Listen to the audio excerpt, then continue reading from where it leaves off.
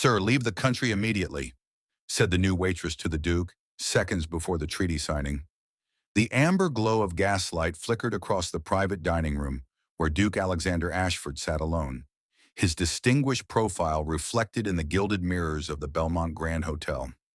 At 58, the Duke of Northmere had spent 3 decades navigating the treacherous waters of diplomacy and nobility. Yet tonight, something felt profoundly wrong. The exclusive establishment hummed with the subdued elegance of Europe's elite. Soft violin music drifting from the adjacent ballroom, the gentle clink of fine china, the whispered conversations of those who shaped nations over wine and delicate courses. But his attention fixed entirely on the young woman approaching his table with hurried, almost frantic steps. She couldn't have been more than 24, her black service uniform perfectly pressed, but her hands trembled as she gripped the silver tray. Her eyes, startlingly green even in the dim light, held an intensity that made him set down his brandy glass immediately. "Sir," she whispered urgently, her accent carrying the faintest trace of Eastern European inflection. She glanced over her shoulder toward the kitchen doors before leaning closer, close enough that he could see the genuine terror in her expression. "You need to leave the country immediately." Her voice trembled, but her gaze never wavered from his. "Please, Your Grace, trust me. You have maybe 2 hours, 3 at most. After the signing, it will be too late." Alexander studied her face with the practiced eye of a man who'd spent decades reading people across negotiation tables. This wasn't hysteria or some elaborate jest. The fear radiating from this young woman was as real as the polished silverware before him. "I beg your pardon," he asked quietly, his aristocratic composure intact, despite the alarm bells beginning to ring in his mind. "Do you realize what you're suggesting?" "I realize everything, Your Grace." Her knuckles had gone white around the tray. "And I know that in exactly 47 minutes, you're scheduled to sign the Northern Territories Agreement in the Versailles room upstairs. I know that this treaty has taken 2 years to negotiate, and I know," her voice dropped to barely a whisper, "that you will not survive the night if you sign it. Where are you watching from tonight? Have you ever received a warning that changed everything? I'd love to hear your story in the comments." 6 hours earlier, Alexander had been in his suite at the Belmont, reviewing the final clauses of the Northern Territories Agreement, a historic treaty that would unite 3 previously hostile regions under a cooperative economic alliance. The document represented the culmination of everything he'd worked toward since the death of his beloved wife, Eleanor, 7 years ago. The treaty wasn't merely about political legacy or territorial influence. It was about building something meaningful, something that would prevent the kind of senseless conflict that had taken Eleanor from him. She'd been killed in a border skirmish, caught in crossfire during what should have been a routine humanitarian visit to a disputed region. Collateral damage, they'd called it. An unfortunate tragedy. Alexander called it the reason he dedicated every remaining day of his life to preventing such unfortunate tragedies from destroying other families. Tonight's signing ceremony would mark the official end to decades of territorial disputes. Tomorrow morning, the treaty will be presented to the International Council. By week's end, it would reshape the political landscape of Northern Europe. Historians would remember this as the Ashford Accords, named after the Duke who'd sacrificed everything to make peace possible. The Belmont Grand Hotel had been chosen specifically because it held no political allegiance to any of the 3 regions. Neutral ground. But it also held personal significance that few knew about. 23 years ago, Alexander had proposed to Eleanor in this very hotel, in the Rose Garden restaurant, where they'd shared their first meal together as university students studying international relations. The hotel's maitre d', Henri, had been a young waiter back then. He'd remembered the Duke and Duchess, and had personally ensured that Alexander's usual table by the window, the same table where he'd proposed, would be reserved for his private dinner before tomorrow's ceremony. "Your Grace appreciates the quiet before the storm, yes?" Henri had said with knowing sympathy as he'd seated Alexander earlier this evening. The Duchess, she would have been so proud. Alexander had only nodded, not trusting his voice, but now staring into the frightened eyes of this waitress who'd introduced herself simply as Anya. During her first nervous approach to his table, he realized her earlier jitters hadn't been about serving a duke. They'd been about trying to find the courage to warn him. "What exactly do you mean I won't survive?" Alexander asked, his voice still calm but edged with steel. "And why should I believe a woman I've never met, who's telling me to abandon the most important achievement of my career?" Anya's eyes glistened with unshed tears. She set down the tray with a soft clink and did something that shocked him.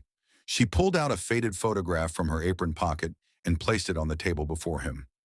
The photograph showed a young girl, perhaps 8 years old, sitting in a wheelchair in what appeared to be a refugee camp. Her leg was bandaged, her face gaunt from malnutrition, but beside her, kneeling in the mud without concern for her expensive dress, was Eleanor. The Duchess of Northmere, her golden hair pulled back, her gentle smile radiant even in the grim surroundings, had her arm around the girl's thin shoulders. They were both looking at something off camera, and Eleanor's expression was one Alexander knew intimately: pure compassion, unmarred by pity or condescension. His breath caught in his throat. "Where did you get this?" "Because I am that girl, Your Grace." Anya's voice broke slightly. 15 years ago, your wife came to the Korsova refugee camp after the border conflicts displaced my village. I'd stepped on a landmine. The doctors said I would lose my leg. That infection had already set in, and we had no access to proper medical care. She paused, composing herself. The Duchess didn't just arrange for my transport to a hospital in London. She stayed with me through 3 surgeries. She held my hand when the pain was unbearable. She read me stories when the nightmares came. Anya's tears spilled over. She told me that my life had value, that I deserved a future, and that she would make certain I got one. Alexander felt his world tilting. Eleanor had indeed spent months working in refugee camps, often returning home exhausted but glowing with purpose. She'd spoken of her children, the displaced, the wounded, the forgotten, but never with names, never seeking recognition. "My leg was saved," Anya continued, wiping her eyes with the back of her hand. "Your wife paid for everything: physical therapy, education, even my university fees. She arranged for my work visa to England, every month for 7 years until," her voice faltered, "until she passed. She sent letters checking on me, encouraging me, treating me like family." "I didn't know," Alexander whispered, though it was so like Eleanor to have created these secret gardens of kindness all over the world. "When I saw your name on tonight's reservation list, I thought it was fate." Anya's expression hardened with determination. "But then I overheard something in the kitchen, something that made my blood run cold." "What did you hear?" "My supervisor, the one who hired me just 2 days ago, was on the phone in the storage room. I went to get more linens and heard him say, 'The Duke will sign at 10 p.m. The document has been prepared. He'll be dead before midnight, and the treaty will be void.'" The words hung in the air between them like poison. Alexander's diplomatic mind immediately began calculating scenarios. Assassination? During an international treaty signing, it would create exactly the kind of chaos and renewed hostilities that the agreement was designed to prevent. It would destabilize the entire region. It would destroy everything Eleanor had died hoping to build. "You're telling me there's a plot to kill me tonight?" he asked, his voice deadly calm. "And you're risking your position, possibly your life, to warn me based on an overheard phone conversation?" "Not just that, Your Grace." Anya pulled out her phone with shaking hands, showing him a series of text messages. "After I heard the call, I contacted my brother. He works for Interpol. He started making quiet inquiries." She scrolled through the messages, and Alexander felt ice form in his veins as he read. "Anya, get out of there. We've been tracking an assassination cell for 3 months. Their target is Duke Ashford, tonight. They've infiltrated the hotel staff. The treaty signing is a cover. Someone wants the Northern Territories conflict to continue. Weapons sales, political leverage, follow the money. If the Duke dies, 3 regions return to hostility. Someone profits from war. Don't let him sign that treaty." Alexander looked up from the phone to find Anya's green eyes fixed on him with desperate intensity. "Your wife saved my life when I was nobody, when I had nothing to offer in return," she said, her voice steady now despite her tears. "She taught me that true nobility isn't about titles or power. It's about protecting those who cannot protect themselves. She straightened her shoulders. Today, Your Grace, I am protecting you, because the Duchess would have wanted you to live, to continue her work. And because, her voice softened, she told me once that you were the bravest, kindest man she'd ever known, and that the world needed more people like you. The weight of Eleanor's unseen legacy crashed over Alexander like a wave. All those months she'd spent away from the estate, all those charity meetings and relief coordination sessions. She'd been planting seeds of compassion across a broken world, seeds that were still growing 7 years after her death. And now one of those seeds was trying to save his life. A commotion near the dining room entrance caught his attention. Two waiters he didn't recognize had entered, their movements too calculated, their eyes scanning the room with professional precision that had nothing to do with hospitality service. "They're here," Anya whispered, her face draining of color. "Your Grace, we need to move." Before we continue, let me ask you, have you ever had to make a split-second decision between duty and survival? What would you do in the Duke's position? Alexander's mind raced through calculations that had nothing to do with self-preservation and everything to do with legacy. The treaty upstairs represented 2 years of brutal negotiations, late nights mediating between bitter enemies, navigating generations of bloodshed and mistrust, convincing hardened military leaders that peace was more profitable than war. "Your Grace, please," Anya urged, her hand trembling as she gestured toward the kitchen doors. "There's a service corridor that leads to the East Wing." But Alexander remained seated, his aristocratic composure intact even as danger closed in. "If I run, the signing doesn't happen. If the signing doesn't happen, 3 regions return to the brink of war." His voice was quiet but firm. "How many people like you, refugees, children, families, will suffer because I chose survival over duty?"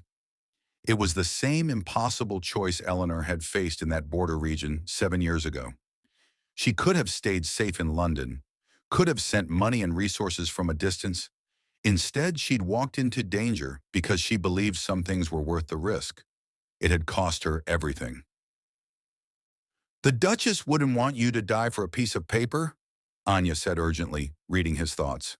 "No," Alexander agreed, his gray eyes meeting hers with sudden clarity. "But she would want me to be smart enough to survive and complete the mission." He pulled out his phone, dialing a number he'd memorized but prayed he'd never need.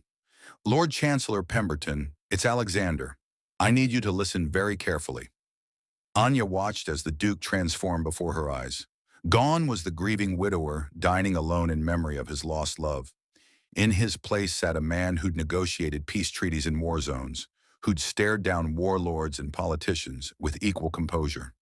"The signing needs to happen in the next 30 minutes instead of 2 hours, Alexander said into the phone, his voice carrying absolute authority. "Yes, I'm aware of the protocol. Ignore it. Get Ministers Volkov and Sardova to the Versailles room immediately. Tell them it's a security matter." He paused, listening, then continued. "And James, I need you to contact the Interpol agent." He glanced at Anya's phone. "Agent Dmitry Kozlov. Tell him his sister found the infiltration cell. We're about to draw them out." Anya's eyes widened. "Your Grace, that's not... You can't use yourself as bait." "I'm not." Alexander's expression softened slightly as he looked at this young woman who'd risked everything to honor a debt of kindness. "But I am going to sign that treaty, and I'm going to make sure the people who profit from war understand that Eleanor's work, that our work, doesn't die because of their greed." For the first time since Eleanor's death, Alexander felt her presence not as grief but as purpose. She'd spent her life creating ripples of compassion in impossible places. She'd saved Anya from a refugee camp, never knowing that 15 years later, that act of love would circle back to protect the very dream they'd shared. The two suspicious waiters were moving closer, weaving through tables with predatory patience. Alexander stood, straightening his jacket with deliberate calm. "Miss Anya, how many exits does the Versailles room have?" "3, Your Grace. Main entrance, service door, and an emergency exit to the fire stairs." "Perfect." He smiled, and for a moment Anya saw the man Eleanor must have fallen in love with. Brilliant, brave, and utterly unshakable. "Then let's go make history." But we're taking the direct route. He offered her his arm as if they were simply proceeding to dinner, not walking into potential danger. Stay close to me, and when this is over, I want to hear every story you remember about my wife. Deal? Anya slipped her hand through his arm, feeling the steady strength there. Deal, Your Grace. Together they walked past the approaching assassins, toward the grand staircase that led to the Versailles room, toward the treaty that would honor Eleanor's memory, toward whatever fate awaited. The grand staircase of the Belmont Grand Hotel swept upward in a curve of marble and gold leaf, each step a testament to old-world elegance. Alexander and Anya ascended with measured pace, neither hurrying nor hesitating, even as Alexander's peripheral vision tracked the two men who'd begun following at a calculated distance. They're not moving yet, he murmured to Anya. They won't risk a scene in public view. Too many witnesses. That's supposed to comfort me? Anya's voice was tight with fear, but her grip on his arm remained steady. It means we have time. They reached the second-floor landing when a woman's voice cut through the air like crystal. Alexander, darling, how wonderfully punctual you are. Both of them turned to find Lady Victoria Marseille emerging from the Versailles room, resplendent in an emerald gown that matched her calculating eyes. At 45, Victoria was the primary diplomatic attaché for the Western Territories, one of the three regions involved in tonight's treaty. She was also, Alexander knew, one of the most ambitious political operators in Europe, and she'd been Eleanor's closest friend at university. Victoria. Alexander inclined his head politely, his mind rapidly reassessing the situation. I wasn't expecting the ministers to arrive for another 2 hours. Oh, they haven't. Victoria's smile was perfectly pleasant and completely predatory. But Lord Pemberton's rather frantic call about moving up the signing piqued my curiosity. Security concerns, he said. Her gaze slid to Anya with a thinly veiled assessment.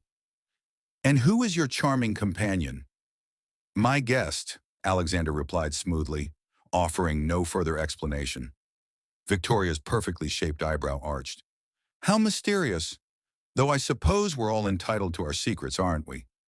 She stepped closer, her perfume, expensive and cloying, filling the space between them. Alexander, might I have a private word before this impromptu ceremony? Every instinct screamed warning. Victoria had been the one who'd pushed hardest for specific treaty clauses that Alexander had found suspicious. Provisions that seemed designed to benefit arms manufacturers and private security contractors. He'd negotiated most of them away, but she'd fought him at every turn. Of course, he said, because refusing would reveal his suspicion. Anya, would you wait here for just a moment? Anya's grip tightened fractionally on his arm, a silent protest, but she released him with a barely perceptible nod. Victoria led him several steps away, toward the tall windows overlooking the city. Below, the lights of the capital sparkled like scattered diamonds. Beautiful and cold. I'll be direct, Alexander, because we've known each other too long for games. Victoria's voice dropped to a whisper. Don't sign the treaty tonight. The words hit him like a physical blow. I beg your pardon? There are complications you're not aware of. Her expression was unreadable. Powerful people who've invested heavily in maintaining the current territorial tensions. If you sign this treaty, you're not just making peace. You're destroying a very profitable status quo. And you're part of this? Alexander asked quietly, feeling the ground shift beneath him. Victoria's laugh was bitter. Part of it? Darling, I've been trying to stop it. But I'm one voice against a consortium that spans 3 governments and a dozen defense contractors. She glanced toward the Versailles room. The document waiting in there isn't the treaty you negotiated. Alexander's blood ran cold. Explain.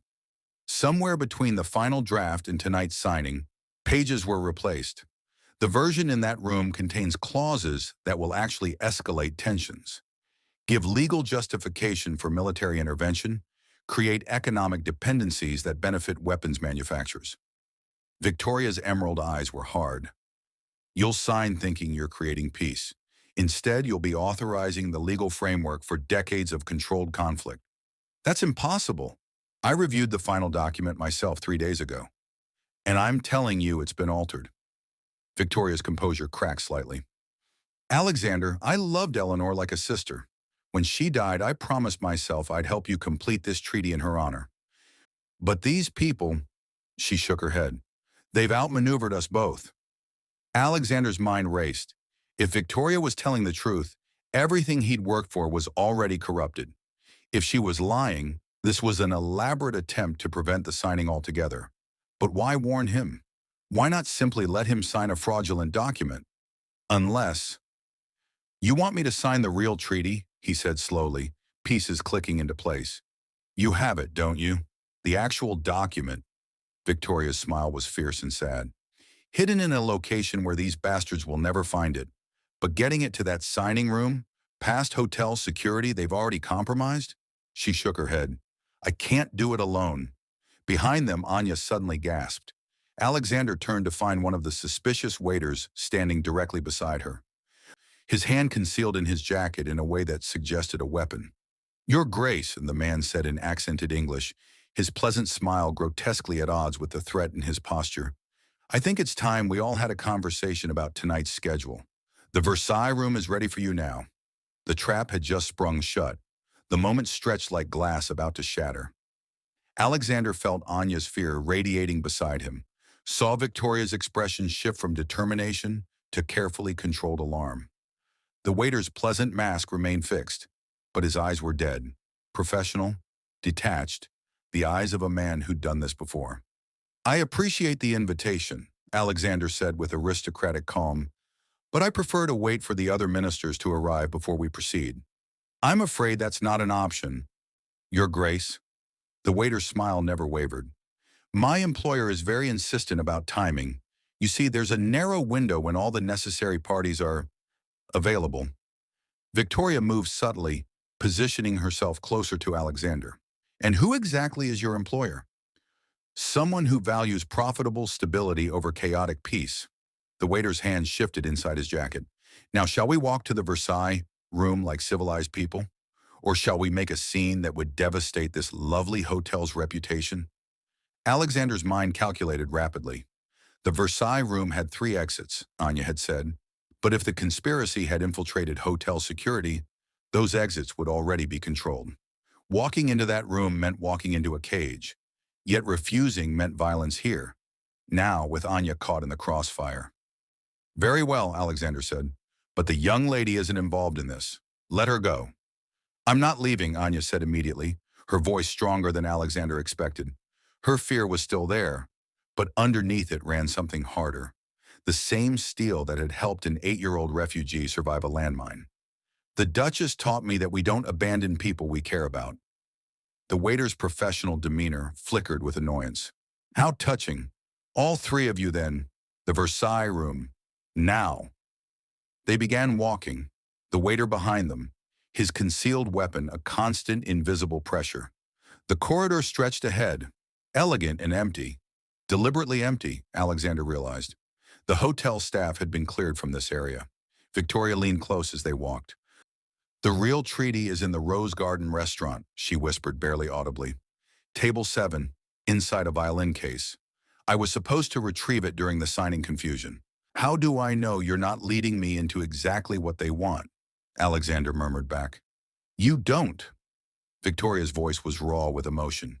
You have to trust that Eleanor's best friend wouldn't betray everything she died for.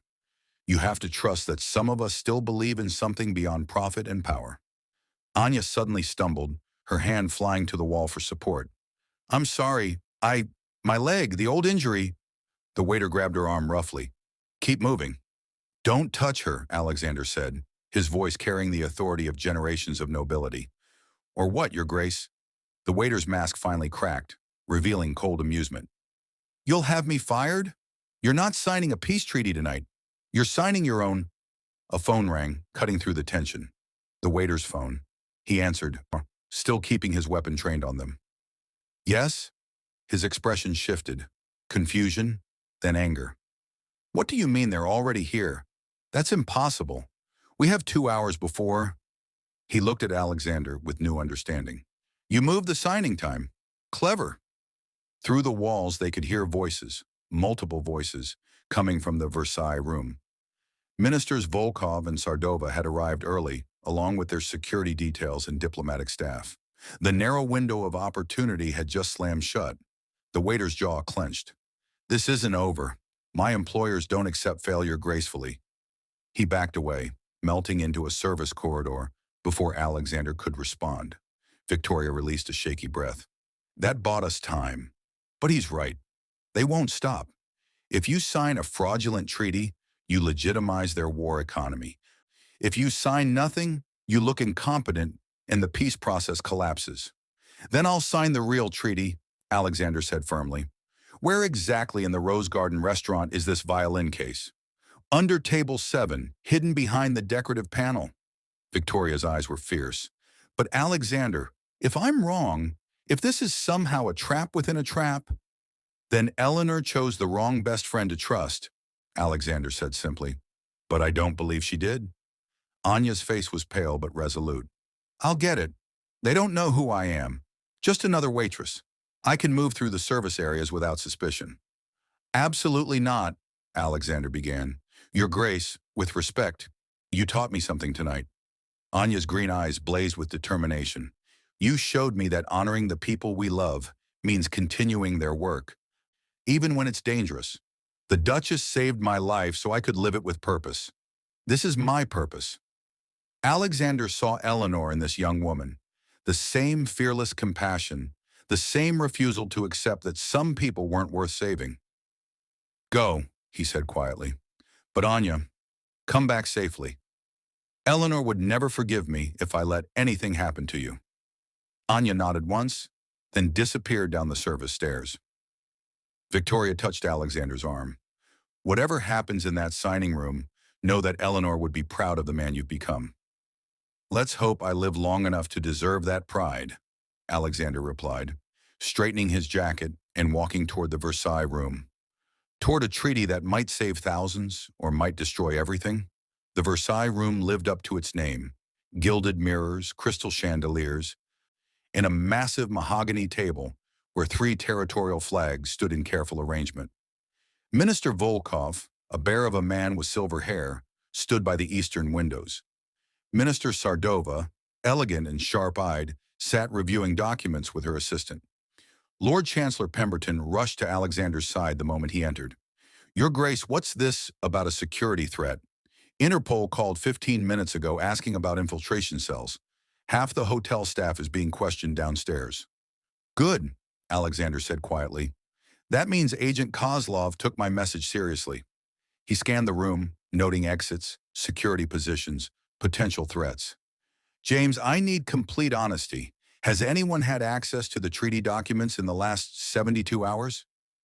Pemberton's face went pale. Only the courier service that delivered them this morning. Why? Because I have reason to believe they've been altered. That's impossible. The documents were sealed with diplomatic wax, certified by all 3. Pemberton stopped mid-sentence, his expression shifting to horror. My God, the courier. He had the right credentials, the right authorization codes, but he wasn't the regular diplomatic courier. He said Stevens was ill. Victoria, who'd followed Alexander into the room, closed her eyes briefly. Stevens wasn't ill.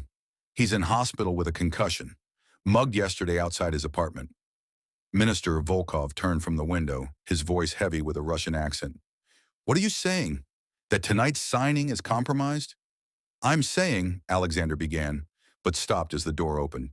A man entered, tall, impeccably dressed, with silver threading through his dark hair. Alexander's breath caught. Lord Harrison Blackwell, he said, the name tasting like poison. I didn't expect you here. Dear Alexander. Harrison's smile was smooth as silk. I wouldn't miss this historic moment. After all, I have so much invested in tonight's outcome. Harrison Blackwell was the CEO of Meridian Security Consortium, one of the largest private military contractors in Europe. He was also the man who'd sent Eleanor into the border regions 7 years ago. You have no official capacity here, Victoria said coldly. On the contrary, Lady Marseille, I'm an observer on behalf of the International Security Council. Harrison produced credentials that looked frustratingly legitimate. We have concerns about regional stability. Concerns, Alexander repeated flatly, or investments in maintaining instability? Harrison's smile never wavered. Careful, Your Grace. Grief can make us see conspiracies where there's only tragedy. I know you've never forgiven me for sending Eleanor on that humanitarian mission, but she insisted on going. You know how stubborn she could be about saving people. The words were designed to wound, and they succeeded. Alexander felt the old grief surge, the anger that Eleanor had been in that region, because Harrison had requested her diplomatic influence to negotiate safe passage for refugees. Safe passage that had led her directly into an ambush. What do you want, Harrison? Alexander asked, his voice dangerously quiet. I want you to sign the treaty, of course. Peace is good for everyone. Harrison moved to the table where the document waited in its leather portfolio. Shall we proceed? The ministers are here. The moment is perfect. Don't touch that document, Victoria snapped. Harrison raised an eyebrow. My, such hostility. One might think you're afraid of what it contains. The door burst open again. Anya rushed in, her face flushed, clutching a leather case. Your Grace, I found... She stopped, staring at Harrison with sudden, absolute terror. Harrison's expression flickered, just for a second, with surprise and something darker. You, Anya whispered. I know you. You were at the refugee camp. The day the Duchess died. The room went absolutely silent. I'm afraid you're mistaken, young lady, Harrison said smoothly. I've never been to the Korsova camp. 7 years ago, Anya's voice grew stronger despite her trembling. I was in physical therapy when the Duchess received the call. You told her there were children trapped in a medical convoy, that she was the only one with authority to negotiate their release. Alexander felt the world tilt sickeningly. You sent her there, Anya continued, her eyes blazing. I remember because she was supposed to read to me that afternoon, but she said she had to help the trapped children first. She promised she'd be back by evening.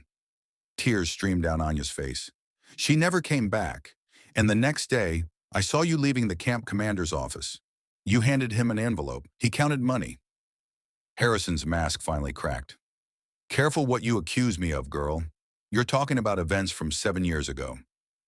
Your memory is perfect, Anya cut him off, because the Duchess was the most important person in my world, and I remember every detail of the day I lost her.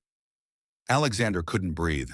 7 years of grief, of believing Eleanor had died in random crossfire, of torturing himself with, if only she'd stayed home.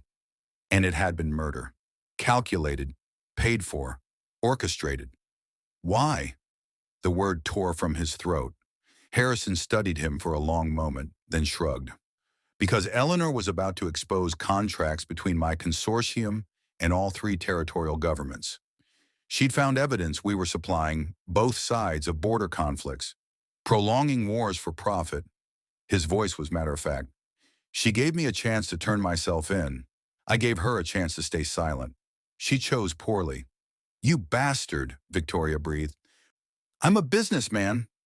Harrison pulled a gun from his jacket. Small, professional, lethal.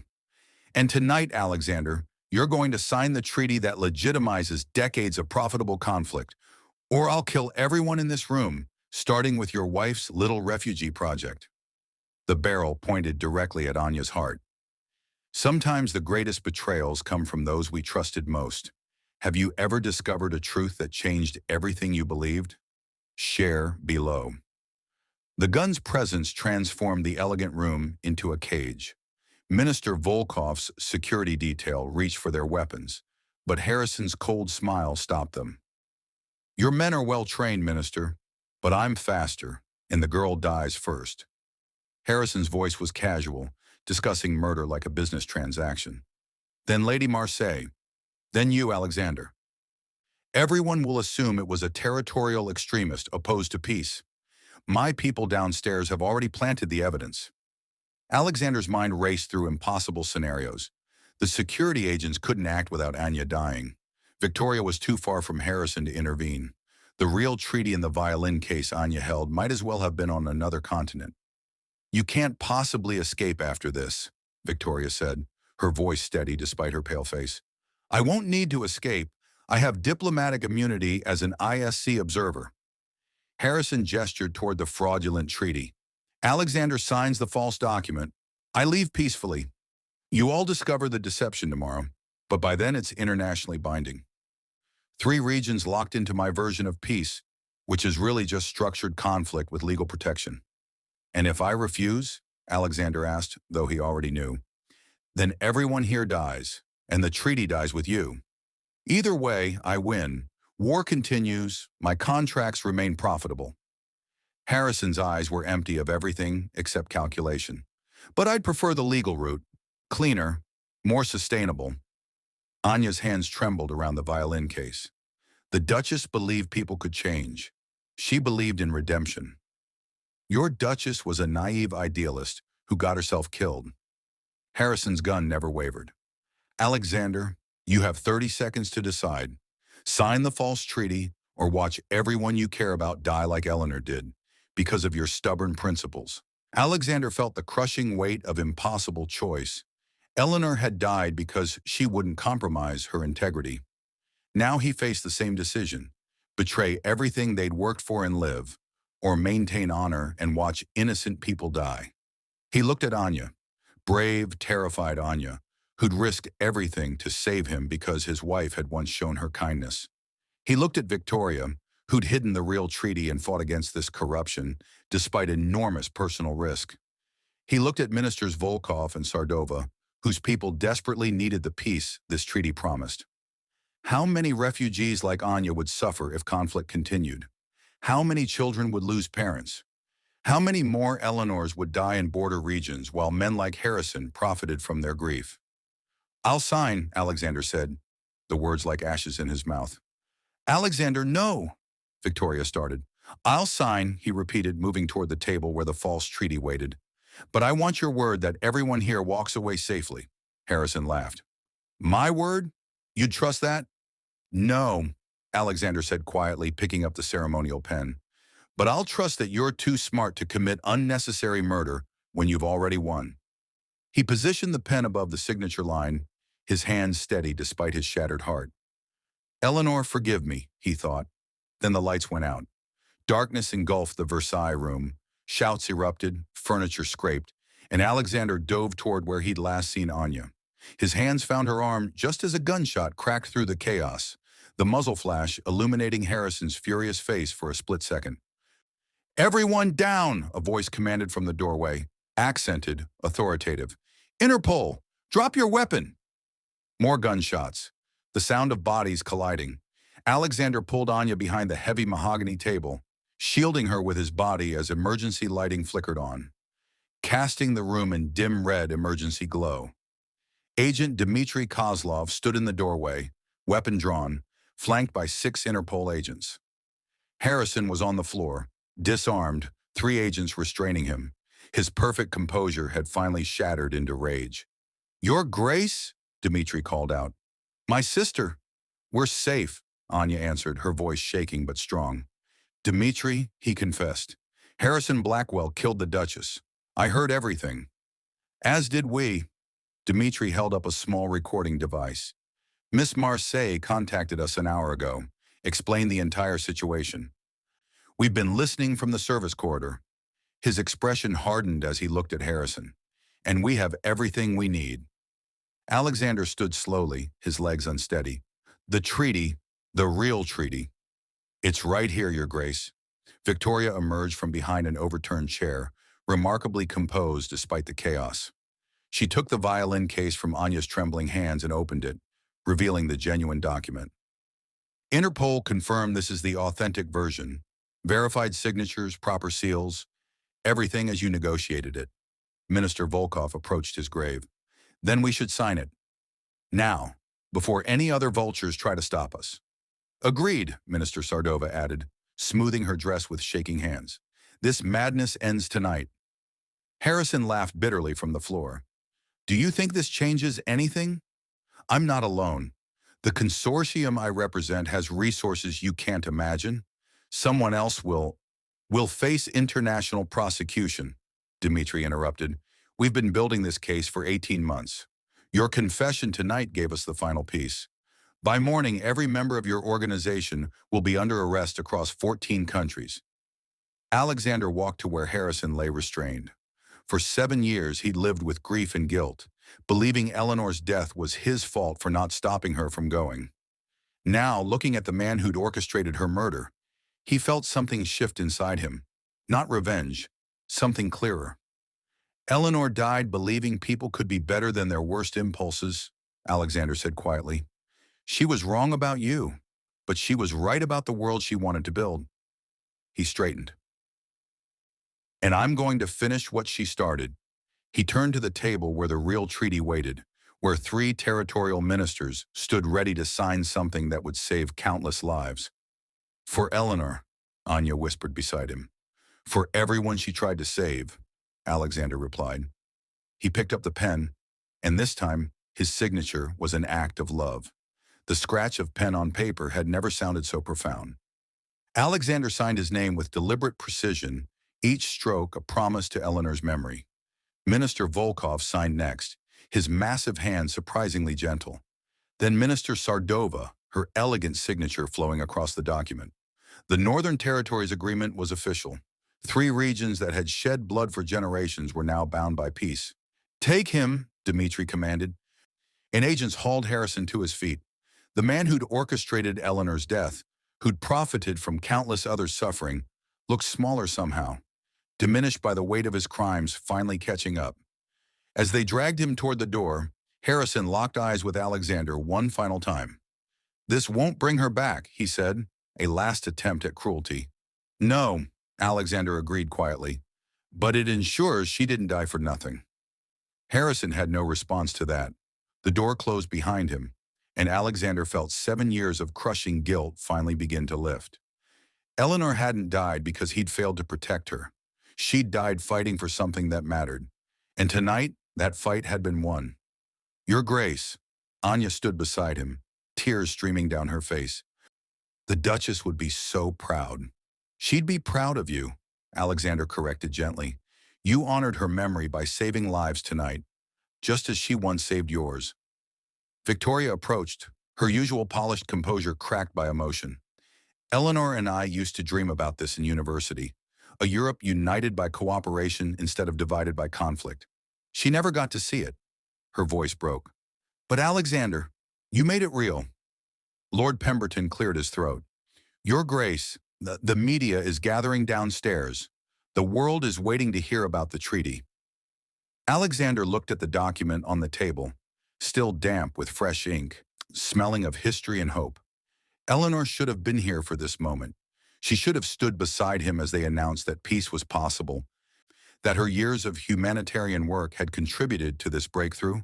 But in a way, she was here, in Anya's courage, in Victoria's determination. In every life Eleanor had touched, creating ripples that had circled back to protect the dream they'd shared. Give me a moment, Alexander said. He pulled out his phone and opened his photo gallery, finding his favorite picture of Eleanor, laughing in a refugee camp, surrounded by children, radiating the joy that came from living her values. He sent it to the media team with a simple message. This treaty is dedicated to Duchess Eleanor Ashford, who believed that peace begins with seeing the humanity in every person, especially those the world has forgotten. Minister Volkov placed a heavy hand on Alexander's shoulder. To the Duchess, he said solemnly. To Eleanor, Alexander whispered, and to everyone she taught us to save.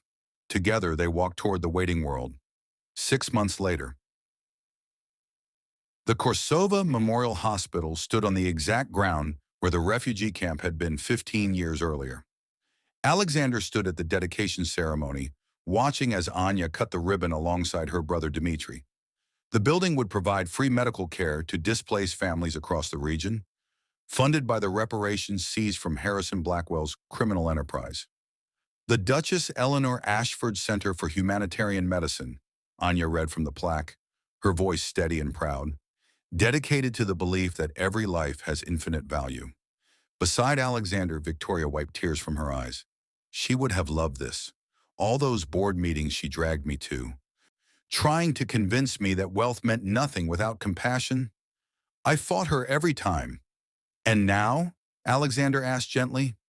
Now I've liquidated half my assets to fund 3 more facilities like this one. Victoria smiled through her tears. Turns out Eleanor was right. Helping people is far more satisfying than quarterly profit margins. The treaty had been held. Three regions once defined by conflict were now collaborating on infrastructure, education, and economic development. Border crossings that had been militarized for decades now saw families reuniting, trade flourishing, children playing without fear. Eleanor's dream, built one act of kindness at a time. A young girl approached Alexander shyly, holding a worn copy of a book. Your Grace, my teacher said your wife used to read this to sick children. Could you sign it? Alexander looked down at the book, a collection of fairy tales Eleanor had loved. What's your name? Sophie, sir, like the lady who helped build this hospital. He knelt to the girl's level, remembering another Sophie, another child whose life Eleanor had transformed. Sophie, your teacher is right. My wife believed that stories teach us how to be brave. What's your favorite? The one about the princess who saved the kingdom by being kind instead of fighting. Alexander felt his throat tighten. That had been Eleanor's favorite too. He signed the book. To Sophie, may you always choose kindness. It's the bravest thing you can do. As evening fell, Alexander stood alone at Eleanor's memorial garden within the hospital grounds. Her statue showed her reading to children, captured in the moment she'd loved most, sharing stories, creating hope. We did it, darling, he whispered. The treaty is holding. Anya's thriving. Victoria's finally becoming the woman you always knew she could be. And Harrison will spend the rest of his life in prison, knowing he failed. The wind rustled through the roses, Eleanor's favorite, and Alexander felt, perhaps for the first time since her death, something that felt like peace. She hadn't died in vain. Her legacy wasn't just in the lives she'd personally touched, but in the ripples those lives created. Anya saves Alexander. Alexander completed the treaty. The treaty saved thousands. Those thousands going on to create their own ripples of compassion. Love, it turned out, was the most powerful force in the world, not because it prevented death or suffering, but because it echoed forward long after we're gone, carried in the hearts of everyone we've touched. Alexander placed a single rose on the memorial stone. Until we meet again, my love, I'll keep building the world you believed in. Behind him, Anya called out that the children wanted him to read them a story. Alexander smiled and turned toward the future. Eleanor's future. Their future. A future built on the simple, revolutionary idea that every act of kindness matters. Eleanor never knew that saving one refugee girl would eventually save a peace treaty and transform three regions. What small act of kindness might you do today, never knowing how far its ripples will reach? Share your thoughts below. Your story might inspire someone else to choose compassion. Thank you for watching this story to the end. If you enjoyed this story, you will surely love the next one. It's as crazier and more intriguing as can ever imagine. So do check it out. Click on the image showing on your screen right now to watch the next one.